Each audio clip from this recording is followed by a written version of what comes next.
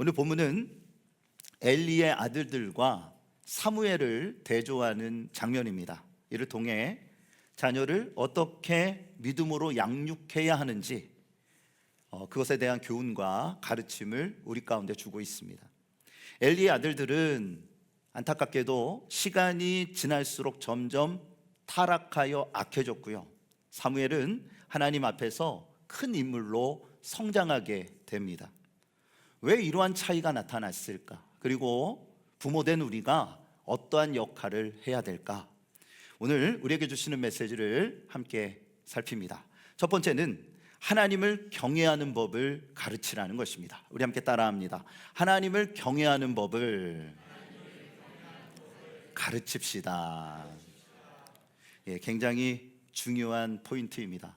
하나님을 경외하는 법을 가르치는 우리 사랑하는 모든 부모님들, 어른들이 되어주시기를 주님의 이름으로 축복합니다.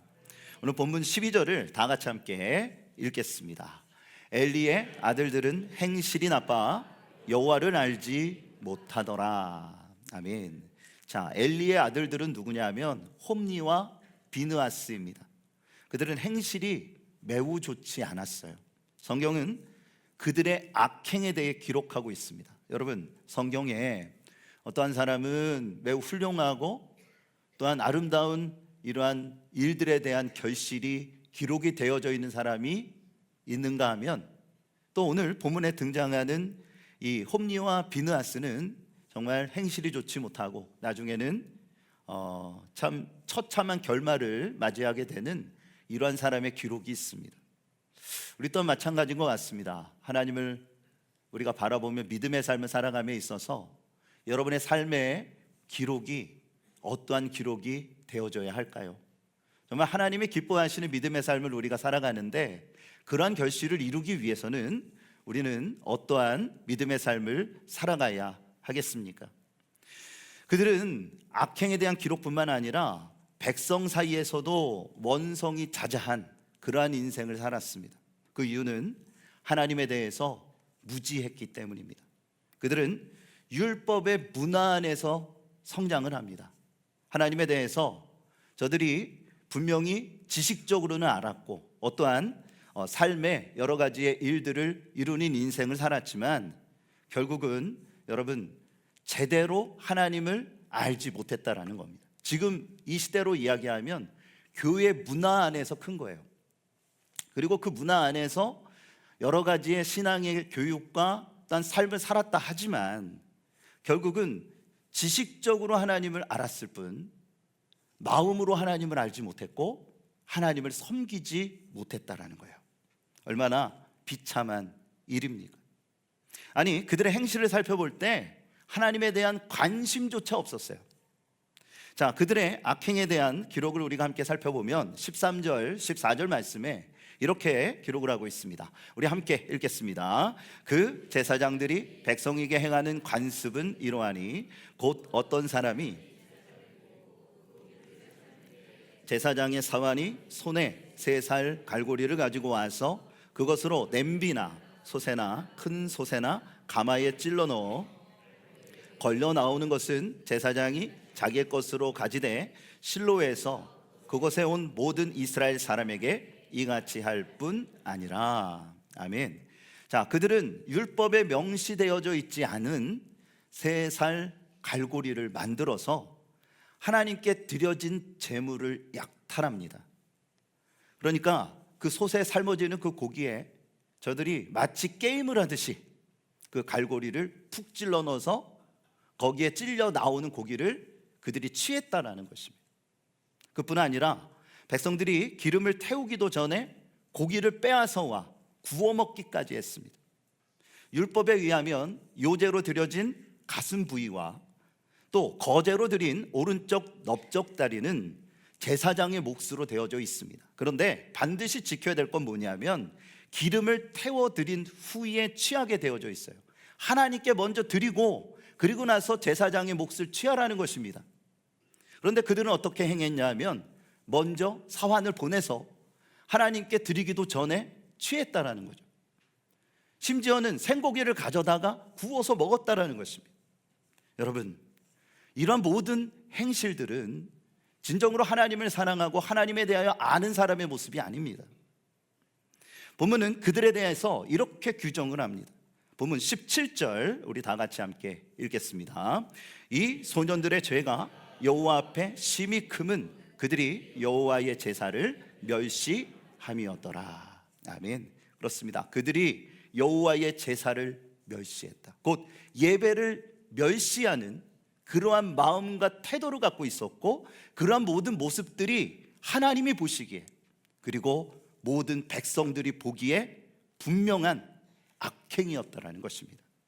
이는 그들이 하나님을 경외하지 않았기 때문입니다. 머리로만 하나님을 알았을 뿐, 지식적으로 하나님을 알았을 뿐이지 전혀 두려워하는 마음이 없었어요. 여러분, 경외라는 말이 무슨 뜻입니까? 참 어려운 말인데 그냥 쉽게 단순하게 이야기하자면 하나님을 공경하면서 두려워하는 것입니다. 하나님을 진심으로 바라보며 그 안에서의 경탄하는 마음이 나와야 하는데, 그 마음가짐을 가진 사람만이 그분의 뜻에 순복할 수 있는 것입니다. 그런데 저들은 그러한 마음 자체가 없었다라는 거예요. 어떻게 이럴 수 있습니까? 이것은요, 부모의 잘못된 신앙 교육 때문입니다. 이를 뒤늦게 엘리 제사장이 알게 돼요. 깨닫게 됩니다.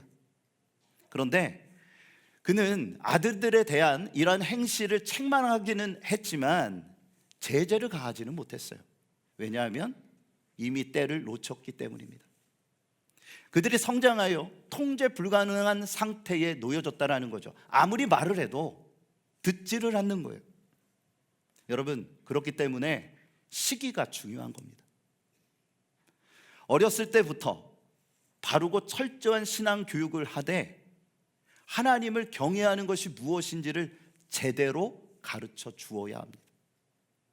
하나님을 바라보며 교회 안에서 키우는 게 아니고요. 여러분, 미국이라는 나라가 또 영국이라는 나라들을 보면 국교가 기독교입니다. 그런데 그들의 모든 생활적인 반경을 보십시오. 처음에 시작은 좋았어요. 그런데 시간이 100년이 흐르고 200년이 흐르다 보니 그들 가운데 신앙의 진정한 정신이 저들의 삶에 지금 배어서 그런 믿음의 삶을 살아가고 있습니까? 오히려 하나님을 향한 반역과 배도의 모습들이 많은 것이 현실입니다. 너무 안타까운 모습이죠. 또한 우리는 어떻습니까? 교회 안에서의 문화, 그 안에서 신앙으로 아이들을 가르친다 하지만 여러분, 모든 자녀들이 믿음 안에서 굳건하게 성장하면 얼마나 좋겠어요. 그런데 그렇지 아니한 자녀들이 분명히 있을 거예요. 참 애석하고 안타까운 일입니다. 그럼에도 불구하고 제가 드리고 싶은 말씀은 뭐냐면, 아이들의 신앙교육을 교회에 완전히 맡기지 마세요.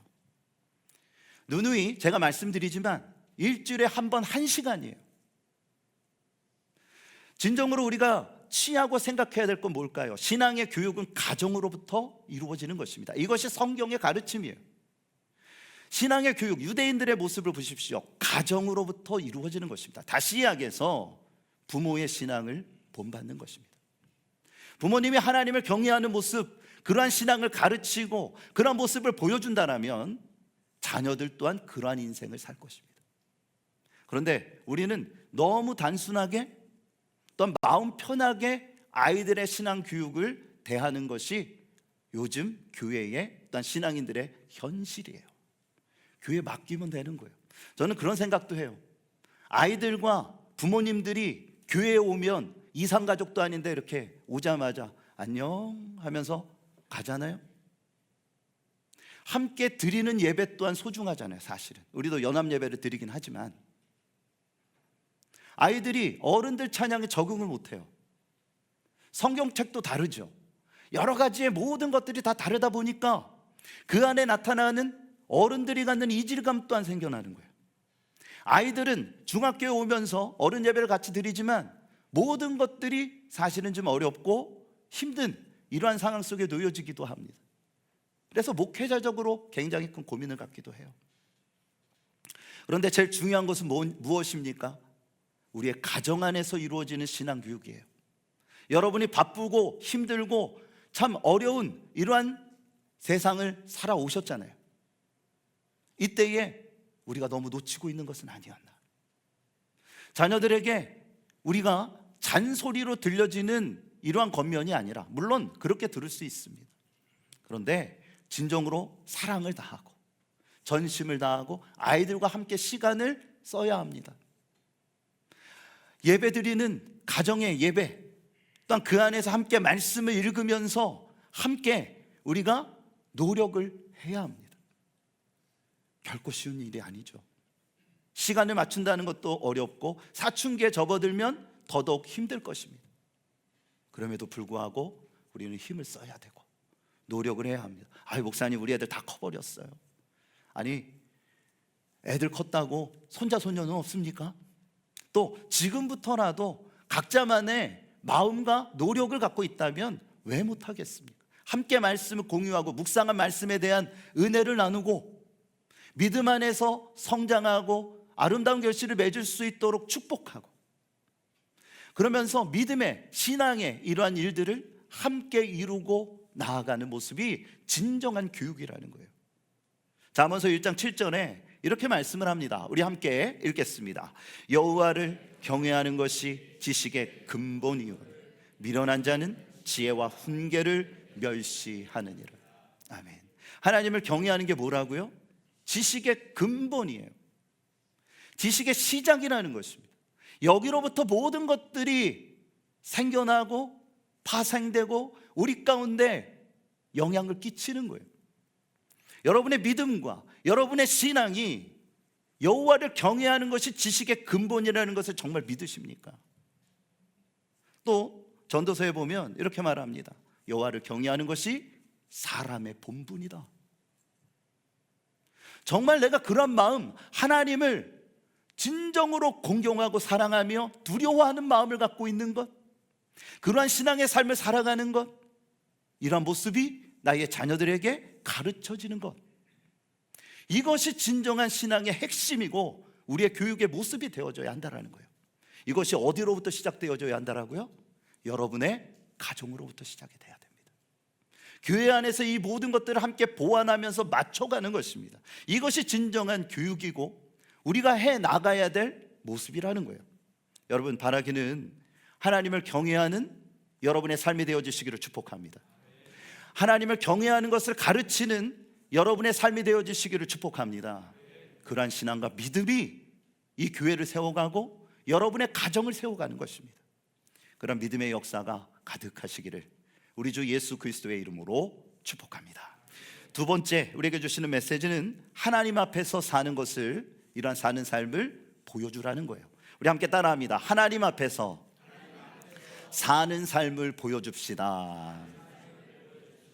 자, 오늘 본문 11절 다 같이 함께 읽겠습니다. 엘가나는 라마의 자기 집으로 돌아가고 그 아이는 제사장 엘리 앞에서 여호와를 섬기니라. 아멘. 자, 사무엘은 젖을 뗀 시기부터 성막에 맡겨져서 성장을 합니다. 여러분 잘 아시다시피 사무엘의 아버지는 엘가나고 엄마는 그 유명한 누구예요? 한나입니다.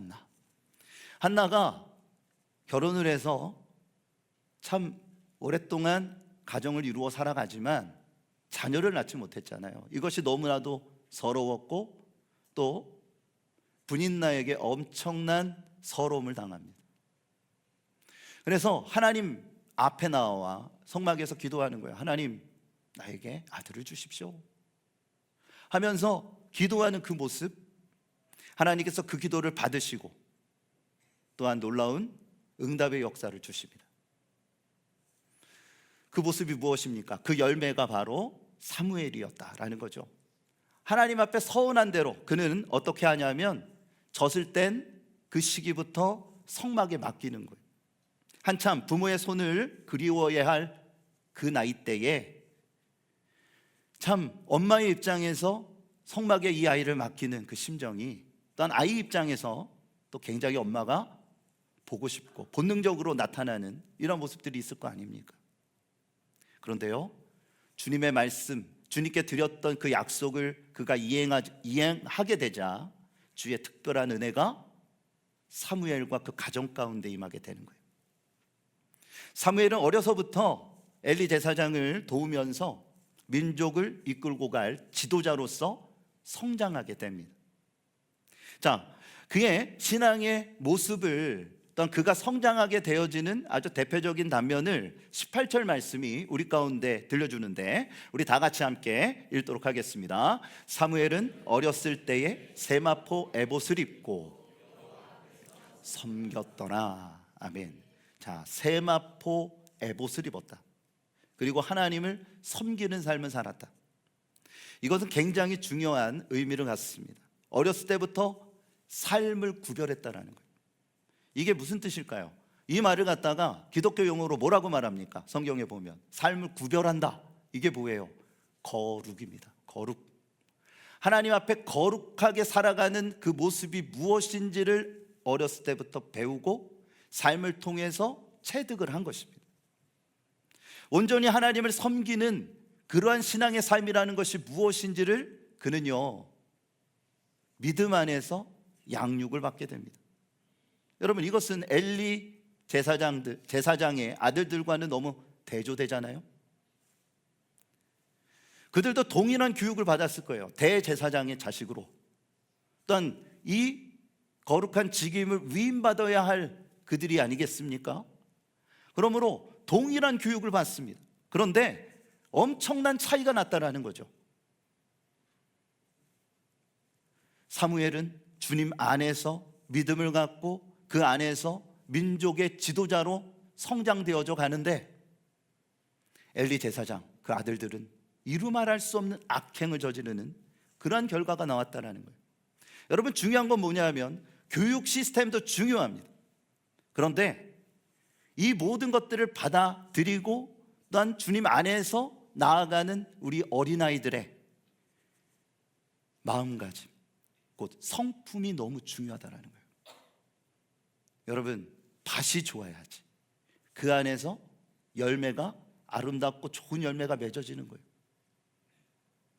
우리가 기도해야 될 것은 무엇이냐 하면, 이 아이가 성공하게 하여 주옵소서, 세계적으로 유명한 아이가 되게 하여 주옵소서.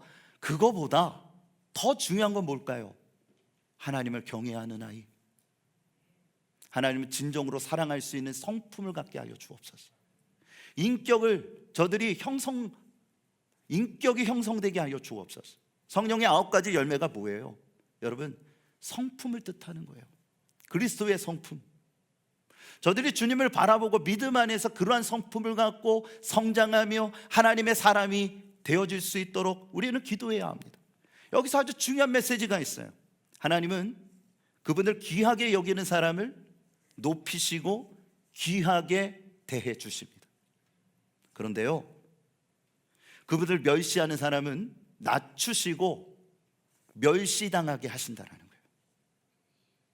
행한 대로 하나님은 이 모든 일들을 거두신다는 것입니다. 여러분, 그러므로 부모님 또는 어른인 우리가 하나님을 귀하게 여겨야 돼요. 할렐루야. 하나님을 진심으로 사랑하세요. 하나님께서 여러분에게 주신 그 사명을 너무나 소중하게 여기셔야 돼요. 그리고 생명을 다해서 그 귀한 사명을 다 하셔야 합니다. 그럴 때에 하나님께서 여러분을 높여주시는 거예요. 내가 스스로 높아진다 하여 높아지는 게 아니잖아요. 아무리 빌드업을 하고 그렇게 노력을 하고 이미지 메이킹을 한다라고 해서 그렇게 되는 게 아니잖아요. 언젠가는 무너지고 언젠가는 본색이 드러나요. 그런데 하나님이 높이시는 사람은 세상이 낮출 수 없는 것입니다. 사람이 어떻게 할 수 없어요. 왜요? 하나님이 세우시고 하나님이 들어 쓰시기 때문입니다. 우리의 자녀들이 부모님들의 입장에서 다 똑같잖아요. 그렇게 쓰임받기를 원하지 않습니까? 원하지 않으시나 봐요. 그러한 자녀가 되기를 원하잖아요. 그러기 위해서는 여러분, 이 진리를 가르쳐야 돼요. 하나님을 귀하게 여겨라. 하나님을 진심으로 사랑해라. 그분을 경외하게 될 때 하나님이 너를 붙드시고 너를 들어 쓰실 거야. 하나님이 너를 높여주실 거야. 하나님의 손에 쓰임을 받는 사람이 진정한 인생, 성공한 인생이란다. 사무엘은 전심으로 하나님을 사랑했고 섬기는 사람으로 성장하는 것을 오늘 본문을 통해서 우리 가운데 보여줍니다. 우리가 세 군데를 읽을 건데 먼저 21절 말씀을 다 같이 함께 읽겠습니다. 여호와를 그로 하여금 임신하여 세 아들과 두 딸을 낳게 하셨고 아이 사무엘은 여호와 앞에서 자라니라. 아멘. 아이 사무엘은 누구 앞에서 자란다고요? 여호와 앞에서 성장한다. 여러분, 하나님은 서원을 이행한 한나에게 놀라운 복을 주십니다. 아들 셋과 딸 둘을 주셨어요. 그러면 한나의 자녀가 몇 명입니까? 잘 생각하고 대답을 하셔야 돼요. 몇 명이에요? 그렇죠. 사무엘까지 쳐야죠. 그래서 6명이에요. 그래서 하나님을 바라보는 은혜 속에 온전히 그 서원을 이행하게 되니까 어떻게 됩니까? 그가 번성의 복을 받았어요.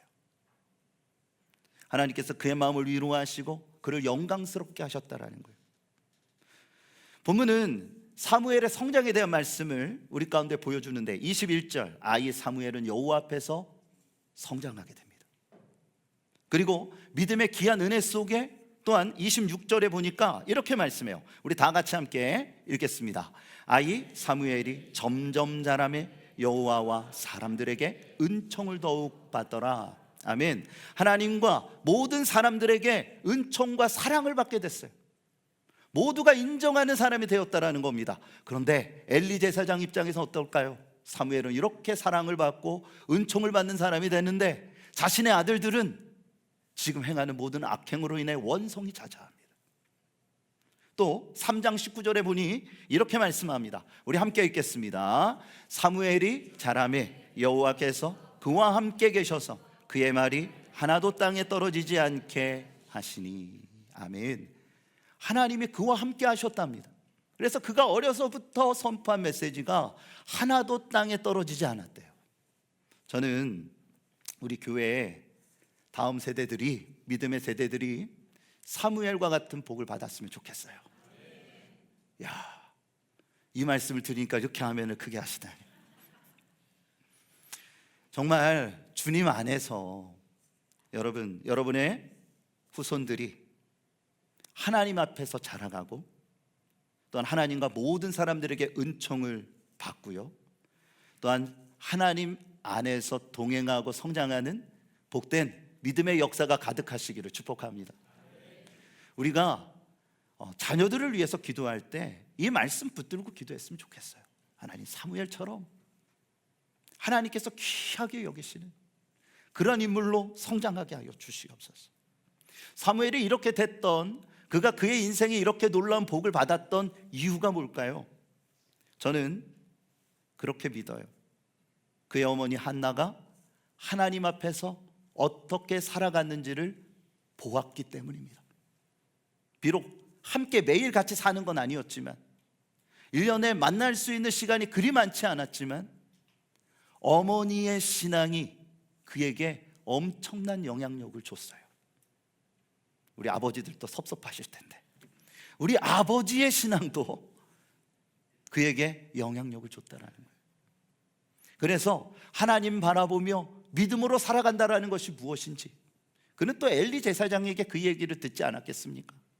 엘리 제사장의 말로는 좋지 않았으나 그 또한 주의 종이고, 제가 봤을 때는 마음이 정말 그렇게 악한 사람은 아니에요. 한나와의 이 특별한 그 만남에 대한 이야기를 분명히 했을 것이고, 어머니가 얼마나 기도를 해서 너를 낳았는지 아냐? 성경에 나와 있지는 않지만 그러한 이야기를 했을 것 같아요. 여러분, 이러한 신앙과 또한 하나님 안에서 살아가는 그 모습이 이 사무엘에게 선한 영향력으로 열매 맺게 된 거예요. 자녀는 부모의 뒷모습을 보고 크는 것입니다. 부모님이 어떠한 모습으로 살아가는지, 앞모습은 화려해 보일 수 있어요. 어떠한 정말 만들어가는 이런 모습이 보일 수 있어요. 그런데 뒷모습은 어떻습니까? 뒷모습은 정직한 거예요. 부모가 어떠한 모습으로 하나님 앞에 살아가는지를 보면서 자라는 게 자녀예요. 그렇기 때문에 내가 하나님 앞에 어떻게 섰는지, 하나님 앞에서 내가 지금 어떻게 살아왔는지를 항상 점검하셔야 돼요. 사실 우리 모두가 후회할 일들이 얼마나 많습니까? 저도 그래요. 제 말 때문에, 제 행동 때문에 우리 자녀들에게 상처와 아픔을 주는 것은 아닌가. 후회하고 또 후회를 합니다. 그러면서 다시 다짐하기도 합니다. 여러분, 이것이 부모가 아니겠습니까? 이것이 어른이 아니겠습니까? 그럼에도 불구하고 또 자식들을 위해서 힘을 내야 되는 것이 부모님이잖아요. 우리 옆에 계시는, 지금도 힘쓰고 애쓰고 계신 우리 부모님들을 축복했으면 좋겠어요. 그럼에도 불구하고 잘 될 것입니다. 자, 우리 함께 축복하겠습니다. 별로 그렇게 이렇게 좀 그러신 것 같아요. 여러분, 하나님의 말씀이 우리를 항상 새롭게 하고요, 주님의 은혜 속에 모든 것들을 바로 잡아 가십니다. 우린 그 하나님을 믿고 섬기는 사람들이에요. 여러분, 하나님이 이루어 가실 것입니다. 잘 되어질 줄을 믿습니다. 미국에서 오래전에 있었던 얘기예요. 홀로 두 아들을 키우면서 살아가는 어머니가 있었는데, 어느 날 이 형제가 동네 외곽에서 전쟁 놀이를 했습니다. 이때 그 지역의 저명한 인사가 말을 타고 산책을 하고 있는데, 이 형제들이 지금 같으면 뭐 장난감 총이나 아니면 뭐 이러한 칼을 갖고 이렇게 놀았겠지만, 저들이 죽창을 만들어서 서로 이제 전쟁 놀이를 했던 거예요. 그런데 그만 안타깝게도 그 죽창이 이 사람이 타고 가는 말의 눈을 찌른 거예요. 그래서 말이 놀래서 날뛰다가 그만 그 옆에 있는 낭떠러지에 떨어져 죽게 됐어요. 엄청난 사고가 일어난 겁니다. 그들은 즉시 체포가 됐고 재판을 받게 됐는데, 판사가 이 형제에게 묻습니다.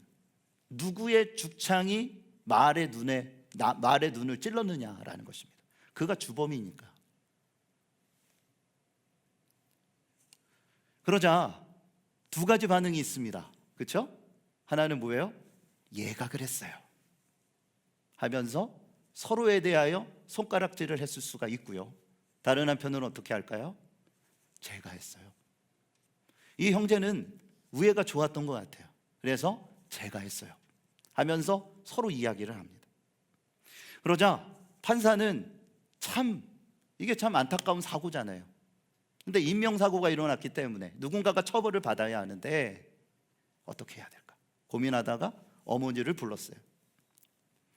참 이 판사도 참 짓궂은 건지 대단한 건지 모르겠어요. 그리고 어머니에게 이야기합니다. 부인, 단도직입적으로 말하겠습니다. 둘 중에 한 명만 처벌을 당하면 돼요. 그런데 서로 자기가 한 일이라고 주장을 하니 미안하지만 어머니가 정해 주십시오. 누가 처벌받게 하시겠습니까? 그러자 이 부인이 아무 말을 못하는 거예요.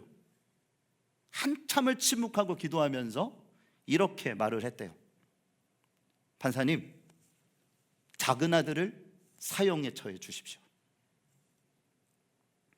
그러자 판사가 묻습니다. 아니, 왜 작은 아들입니까?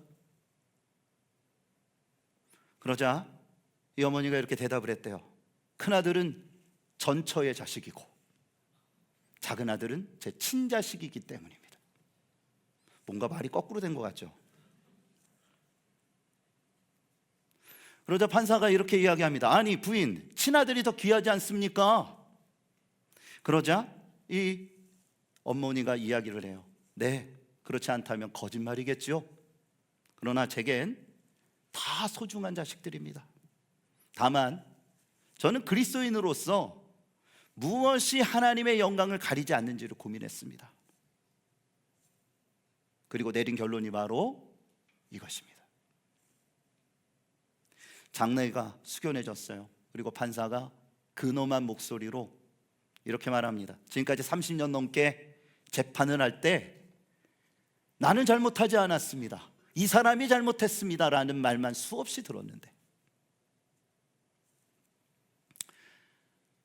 이 어머니의 이 이야기와 이 사연을 듣게 된 나로서는 참 엄청난 감동을 받았습니다. 그러면서 판사는요, 자신의 재량으로 두 아들과 이 어머니가 미국 사회에 아름답게 선도할 모범의 가정이다, 그렇게 판단을 하고 무죄로 석방을 했다라고 합니다. 여러분, 법리적인 거 다 떠나서, 모든 상황적인 걸 다 떠나서 어머니의 마음을 한번 헤아려 봤으면 좋겠어요. 여러분 같으면 어떻게 하시겠습니까? 우리가 자녀들을 사랑하는 그 마음은 다 동일한 것 같아요. 방식이 다를 뿐이죠.